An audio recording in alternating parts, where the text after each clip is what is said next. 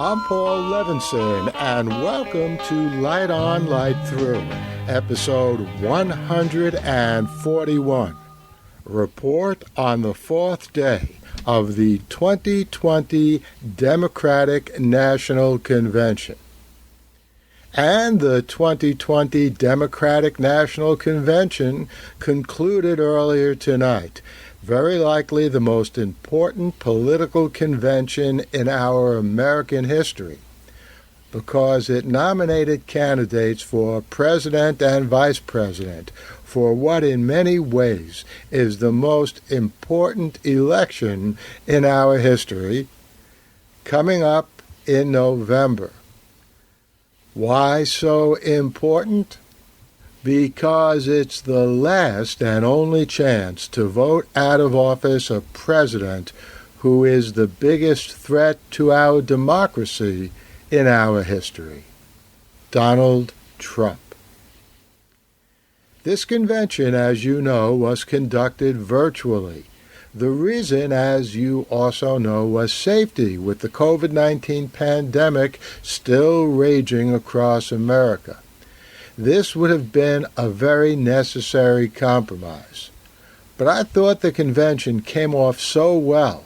I thought the virtual convention was in many ways so much better than an in-person convention, that it thus was not only no compromise, but something, or at least parts of which, that should be done again and become part of the basic structure of how conventions to nominate presidents of our country are henceforth conducted and presented to our nation.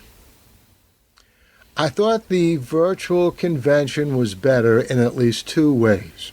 First, the sequences of people across America in the nomination roll call, in the endorsements and nominations, in the people talking about their struggles with racism, with the pandemic, and their businesses, were the best way I've seen of putting substance to the "We the People," the first words of our Constitution that were adopted as the motto of this 2020 Democratic National Convention. Second, I think talking into a camera in a quiet hall or room made for better speeches by the major speakers. Part of the reason why I thought everyone from Bernie to Obama and Joe Biden gave the best speeches of their careers was the clarity and intensity that the camera, rather than a huge crowd, affords the speaker.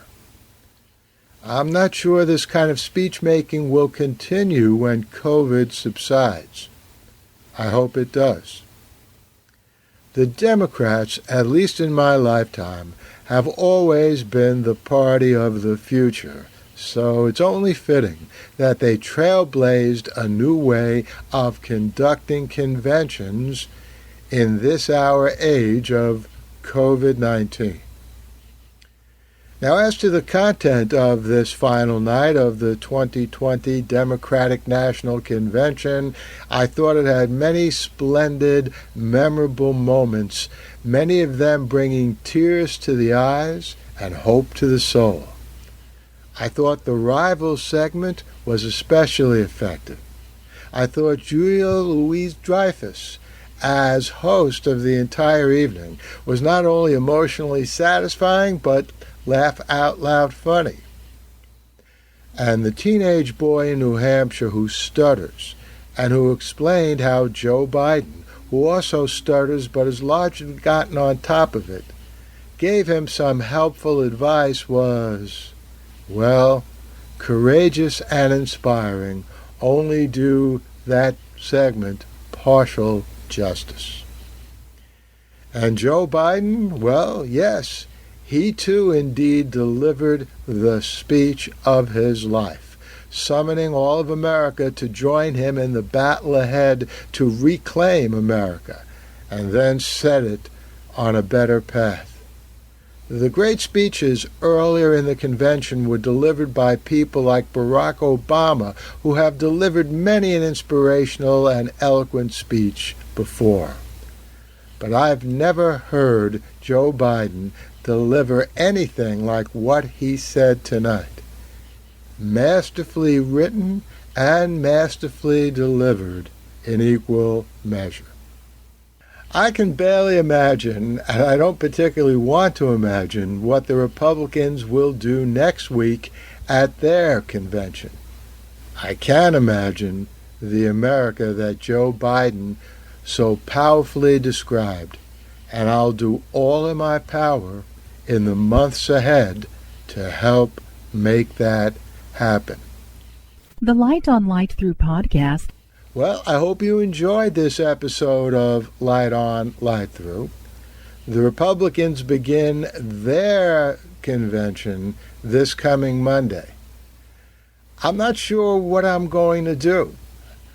You know, the media scholar in me wants to watch all 4 nights and come back here every night and give you some reports. I don't know if I'll have the stomach to do that. You know, one of the good things about doing podcasts is that you, the podcaster, decide completely whether or not you want to do a podcast episode.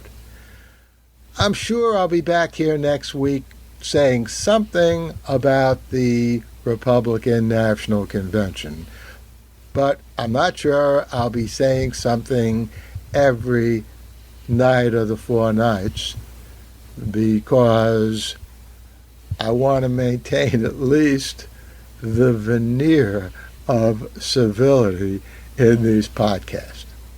So, I'll be back here soon with another episode of Light On, Light Through. In the meantime, enjoy.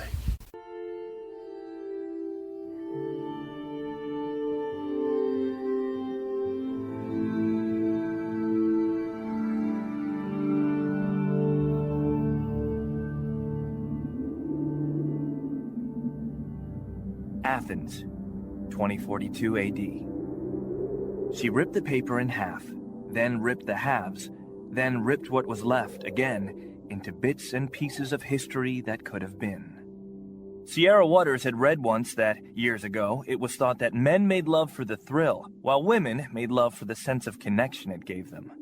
Curled Up with a Good Book says, Sierra Waters is sexy as hell. You can find out more about The Plot to Save Socrates by Paul Levinson at theplottosavesocrates.com.